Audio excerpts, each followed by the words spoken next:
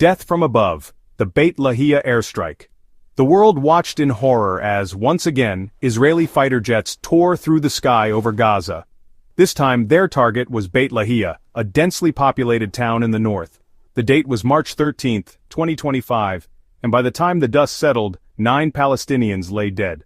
Among the victims were 3 journalists, their cameras now silent, their stories forever untold. Israel, as always, was quick to justify the carnage. They claimed, as they often do, that the strike targeted terrorists operating a drone. But who were these terrorists? Were they, as Israel insists, militants hell-bent on destroying the Jewish state? Or were they, as many suspect, simply ordinary Gazans caught in the crossfire of a conflict not of their making? The truth, as is often the case in this troubled land, is elusive. What is not in doubt, however, is the human cost of this latest Israeli aggression. The dead in Beit Lahia, we are told, were given a proper burial. Their families mourned, their friends wept, and the world moved on.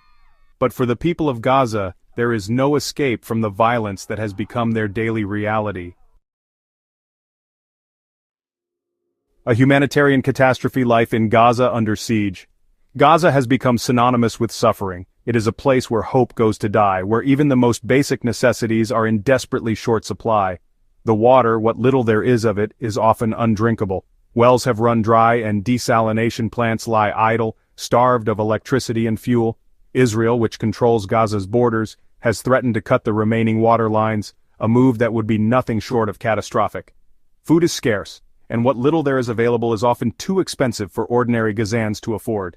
The Israeli blockade, in place for years, has turned Gaza into an open-air prison, its people cut off from the outside world. Hospitals, overwhelmed by the sheer number of casualties, are struggling to cope. Al-Rantisi, Gaza's only pediatric dialysis hospital, operates at a fraction of its capacity. Children with kidney failure, their tiny bodies ravaged by disease, are dying because they cannot get the treatment they so desperately need. The streets of Gaza, once bustling with life, are now littered with debris. The stench of sewage hangs heavy in the air. Gaza, once a place of vibrant culture and rich history, has become a byword for human misery.